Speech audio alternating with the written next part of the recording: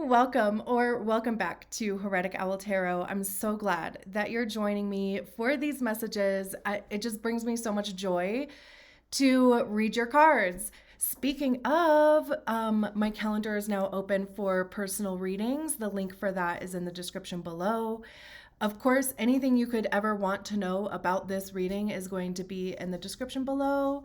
And honestly, that's really all I have. I'm not even sure what decks we're going to be using yet. I just started getting that poking feeling last night to start putting out messages again. So that's what we're going to do. And this is probably the quickest intro I've ever done, but let's get into it. Great. So let's see who's next.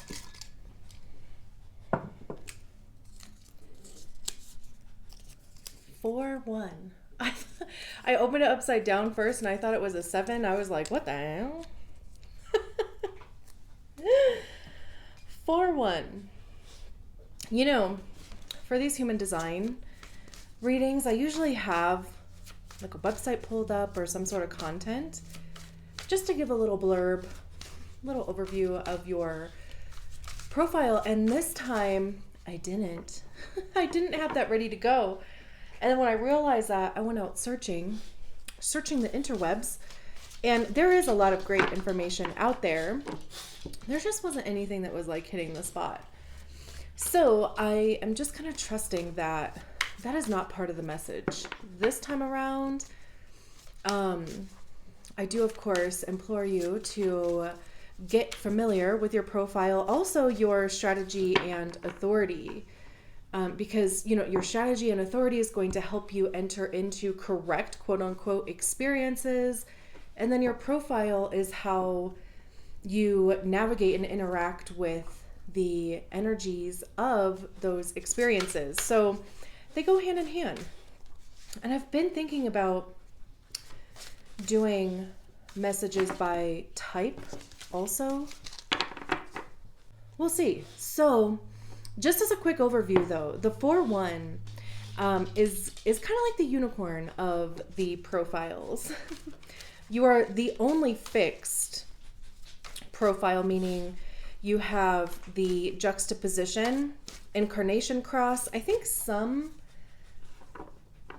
they're called the fixed cross of whatever it is, or juxtaposition cross. But fixed in the sense of you really can't be influenced. And if you have been influenced, especially in the sense of following somebody else's plan, idea, what they think is best for you type of thing, I'm sure that didn't feel good. And you probably at some point would have recognized that and kind of broke off from that.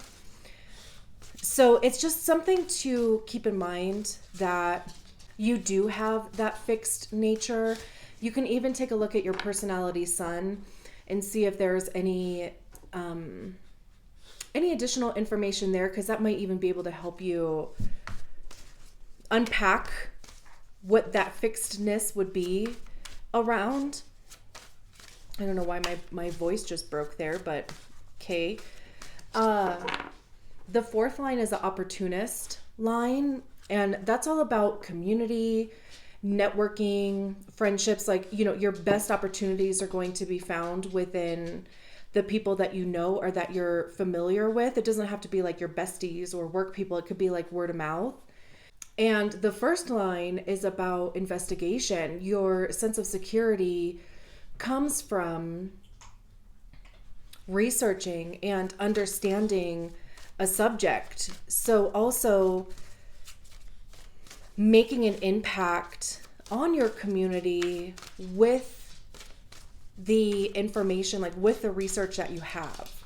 It's not necessarily best for strangers, but also it's kind of one of those things how long is a stranger a stranger? I think one of the examples that I've seen at some point, it might have been in the definitive book of human design, regarding the 4th line, is the familiarity simply means instead of, if you were asked to give a speech somewhere for something, instead of walking on the stage, a complete stranger, right? Like nobody has seen you before then. It says to just be seen, like walk around the lobby. It's not like you have to like stop and commune or, conversate with a ton of people, but it's at least like just that level of familiarity changes the dynamic a bit. I think that's all that I want to say about that for now. If there's anything else that comes to mind, I'll mention it. So we're just going to get an oracle card and overall vibe for the message. We just need one. And then, of course, we have the Everyday Witch Tarot. This is the Everyday Witch Oracle for one. Meditation for peace and serenity. I think this came out for Cancer. Also, so, I mean, you could be a Cancer. You don't have to be. There might be a message in there for you too. But meditation for peace and serenity. I love the water element. Water is about, our emotions, love, how we're feeling about things. This is about, bringing yourself back to like center. When I think of like peace and serenity, it's like the opposite of being anxious or the opposite of being fearful, worried. We'll probably read from the book on that just to get additional information. I have the first line on the design side as well. I'm a 5/1.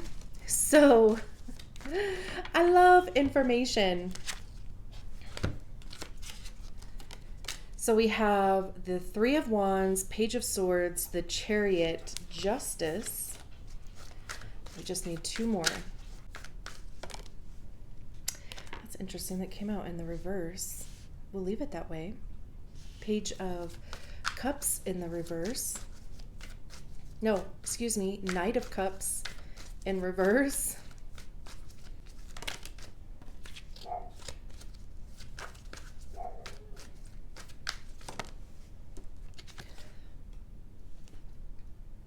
Okay. I wasn't going to take those because it's two and we just needed one, but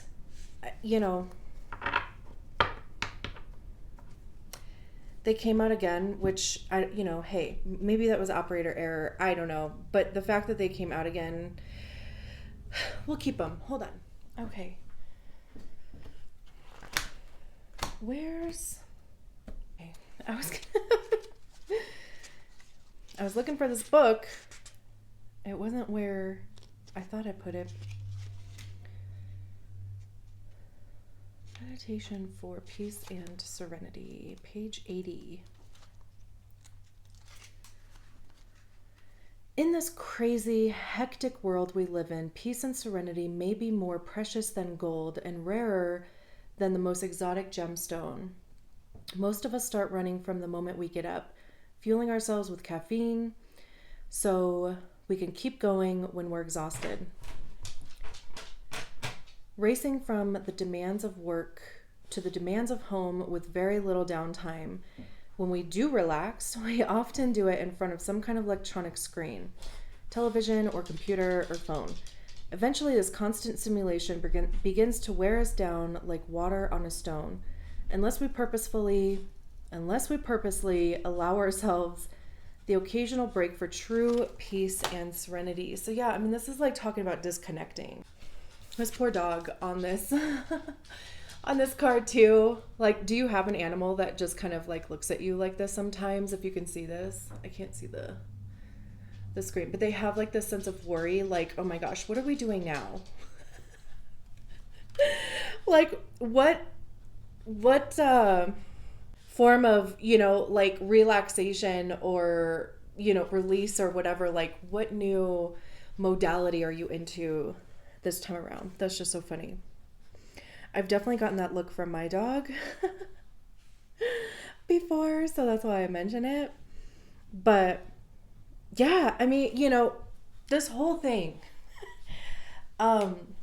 I always kind of feel like when I do the 4-1 reading, I always kind of feel like there is this undertone of like accepting the fixedness and almost like coming back to yourself. I mean, that's a huge part of human design anyway, is deconditioning and acceptance and, learning that a lot of the ways in which you operate or experience a world or navigate through the world, right? That at some point you may have felt was either incorrect or a flaw or a quirk, or, people tried to like condition that thing out of you. Human design will like break down all of those barriers. There's so many times that has happened to me where I was like, holy cannoli, like this is very much the way that I like think or perceive or do things. And I always thought that I was just inherently flawed. And, I mean, there were even times that people made me feel that way, but it's like literally part of my design. It's, validation. And also even the profile, like the reason why I chose the profiles as something to do these readings based off of is because reading about my profile is the thing that got me hooked into human design to the point where I was just like, I need to learn absolutely everything that there is to know. And that was about 5 years ago when I first started looking into it, and then 4 years ago when I really started looking deeper into it. And then in the last 2 years, I started taking courses, buying all the books, reading all the things, and there's so much information. I still feel like I have so much to learn, but reading about my profile though, I mean, I was like literally in tears because it was like talking about my experience where I would try to tell people about my experience and they would be like, no, that's not your experience. And I'm like, how are you telling me, right? Like what my experience is. But seriously, right? I mean, like reading about it, I was like, oh my gosh, this is exactly, like I said, the experience that I have, the way that I feel. So with all of that being said, let's just start at the beginning. We have the 3 of Wands. And the 3 of Wands it's about making decisions. Wands having to do with action, communication, it's information too, whether you're giving information or receiving it. It's creativity, passion, desire. It's all those things fire, right? Motivation. And with the 3 of Wands, I mean, we could see that they are putting in some practice, at least. It's a 3, so it's still at the beginning of the journey through, we start at 1, we end at 10. So it's still pretty early in the journey. We start with the ace, and the ace is that spark, right? And then we go to the 2 and we're like, okay, now that we have that spark, like, what are we going to do? What are the possibilities? What are the next steps? And then when we get to the 3, now it's time to take those steps. And like I said, they have this one that they're practicing with. There are these 2 other wands here that they haven't even necessarily tried yet because there's still leaves on them. This one doesn't have any leaves on it. So there is like effort being put in. Like there is something happening. There would be something that you would be starting to put action towards. Even if it is like, like right in the beginning. And it could be research. Maybe you are like researching something that you have, an interest in. And maybe that has to do with the law, rules of some degree. Maybe it is a degree. We have judgment, judgment. That's weird. I wonder if judgment is around here somewhere. I haven't even looked under there. But we have the Justice card. This is a card of Libra. There doesn't have to be a Libra involved, I'm just saying. But justice talks about the scales balancing. It's fairness. There's a karmic aspect to it, getting or receiving what you deserve, good or bad. Also, in this card, justice, they have a blindfold on. I hope you can see that.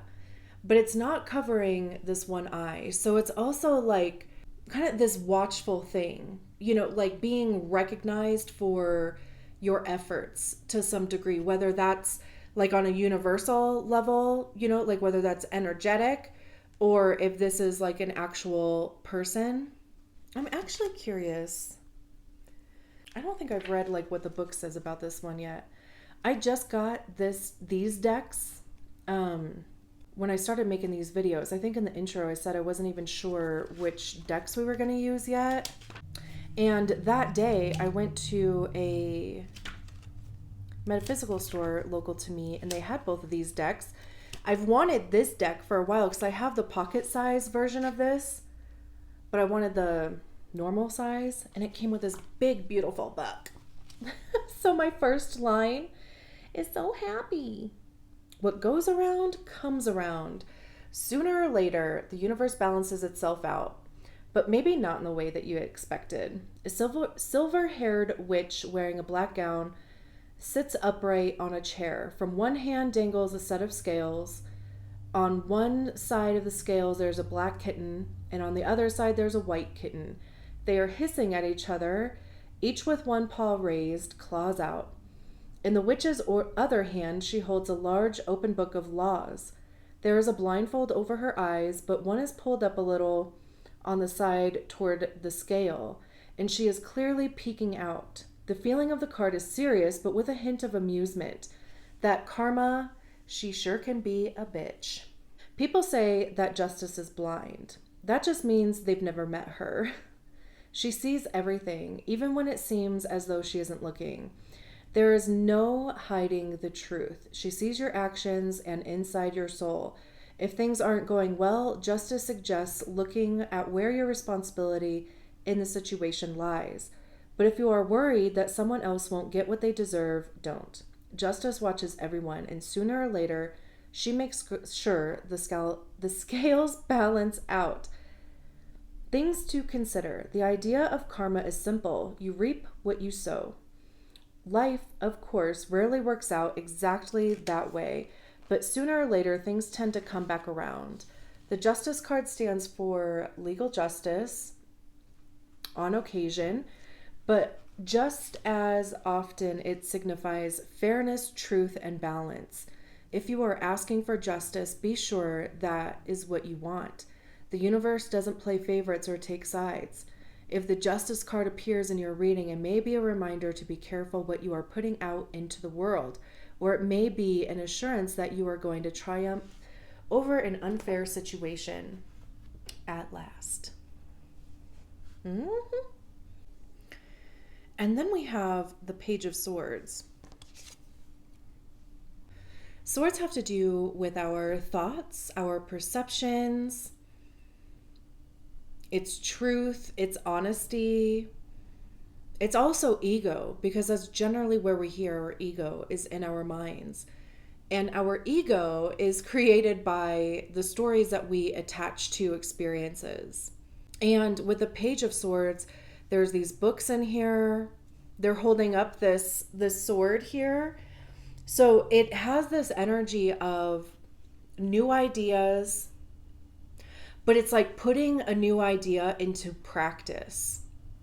It can be a bit arrogant or ignorant, one or the other, or some level of both, because it is a page also, right? So it's new information, and it's also like I'm getting this feeling of like not having all of the facts or not having all of the information yet. And that's where, the arrogant and ignorance thing comes from. But again, like having that first line, your sense of security and what's the word? Self-esteem is going to feel better on a foundation of knowledge. So understanding a thing fully before you express it. And at least even allowing yourself to be corrected, or allowing yourself to like learn more and like broaden, your knowledge on a thing. Because again, it is still a page. So it's something new. It's a new idea, new perspective, and it's only going to change and evolve as it goes through the court cards, right? To the knight, and then the queen, and then the king, right? And then we have the Knight of Cups here in the reverse. And the Knight of Cups upright generally talks about an offer. This could be a love offer. It could be an apology. Cups again, I say again, but I don't think that there have been any other cups out here yet, but cups having to do with our emotions. So it would be something that you feel good about. There's also a bit of a delusional aspect to this Knight of Cups. Like they're just kind of like, impulsively going forward, like maybe even romanticizing an idea or romanticizing an offer. There's this shark down here. So there's like this level of danger. And with it being in the reverse, and especially with it being with the Page of Swords, and even next to the Justice card, like there is this element of rationality. Like you could be looking at the situation very rational, very logical, and you may not be romanticizing an idea. Or this could just be saying that if you are, tone it down a little bit, bring it back. And it is also interesting that they're flying in the direction of this Justice card, because if it were upright, it would be flying in the direction of the Emperor. So there may even just be something with the Justice card that is unresolved or needs to be revisited. And then we have the Chariot. The Chariot is Cancer, Libra. The Emperor is Aries. Death card is Scorpio. Just pointing those out there. They don't have to mean anything, but if they do, then that's just confirmation. So the Chariot talks about moving forward. Again, even this card of like moving forward and making decisions. And, on this card, it says this way or that way. It's also interesting that on the Justice card, the black cat is on the right, the white cat is on the left. And, the left sign is black, the right sign is white. Because traditionally on the I'm losing my words. The Chariot card, there's a black and a white horse, which again just, signifies our light and shadow sides. But this is, making a decision on which way to go. And it's also like whichever decision that you make, it would be correct. There's no wrong choices here. However, the wrong thing to do is to not make a decision. Like being stuck in decision. Because again, we start with this Three of Wands. Maybe there's even some information coming in or something that you're going to discover that's going to help you make a decision. And it might even be causing you to change directions to a certain degree, right? Because again, like instead of going towards the Emperor, it's back towards the Justice card. So there could be something that, you thought you were going to do when you were so sure about it. And then whatever this Page of Swords is causing you to rethink that. Which could even throw you into like analysis paralysis or just like getting stuck in indecision. But again, this card is saying, choose one. Just pick one. Both are correct. And then we do have this Emperor with the Death card that came out. And the Emperor talks about confidence. There's an authority aspect to the Emperor. And I am going to break out the book again. because I haven't read about the Emperor in this deck yet. It says, let me pick that. Strength lies not in might, but in experience and the wisdom that comes from it. An older male sage with brown hair shot with silver sits on a simple wood throne at dusk. He wears a crown with prongs of antlers and holds a scepter that is glowing sapphire that matches his flowing red robes. His other hand strokes the black kitten on his lap, and the older German shepherd sleeps at his feet. A scroll lies on the ground in front of him, partially unrolled to show a map of constellations. The mood is one of solid strength and power. You know that this is a man you can trust and depend on. You also know that you should probably listen when he speaks. He didn't get where he is by accident. This guy knows things, and he gets things done. You could do worse than to follow his lead. The Emperor card often represents a strong male figure, a father, husband, boss, or mentor. Usually his presence is benevolent, even helpful, but occasionally he can be heavy-handed or oppressive. If this card is clearly meant to stand for you in this reading, it may be a suggestion to embrace your own strength or to bring more order to your world. It can also be a gentle hint that you are, shall we say, a tad too determined to have things your way. If it indicates a strong man in your life, is he someone you can depend on? If so, that's fabulous. And you probably can relax a little bit whatever is worrying you, knowing you have him on your side. On the other hand, the Emperor could indicate someone who thinks he is the boss of you when in reality he isn't. If someone is trying to force you into a mold you don't fit, it may be time to open your eyes to the situation and find a way to regain your personal power. So that is kind of funny because this is, it does have this fixed energy, right? And that is kind of the Emperor. It's divine masculine. Just the energy, not, the gender, but it's initiation, it's go-getting, it's, kind of bulldozing a bit, giving. There is this map here. This could even just be like choosing yourself, like choosing, understanding and accepting the fixed nature within yourself and following that. Like exploring where that takes you. And then we have the Death card. And the Death card, it's literally one door is closing so that another can open. Okay. Losing my words and my hands, apparently. Because this door is open here. There's this rope. It's literally hanging on by like a thread. This person, they're holding a sword, with, the Page of Swords here being the only swords card that we have. Well, except for the 10 of Swords at the bottom of the deck. But it's like, it's not going to take that much effort to cut this string. To literally cut the cord, cut the,